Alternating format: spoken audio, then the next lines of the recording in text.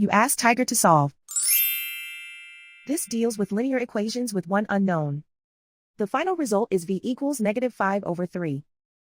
Let's solve it step by step. Simplify the expression.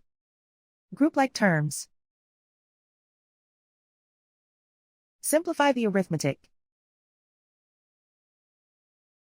Group all constants on the right side of the equation. Subtract 5 from both sides.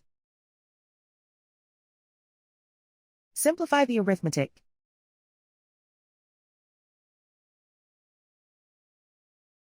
Isolate the v. Divide both sides by 3. Simplify the fraction. And so the final result is v equals -5/3.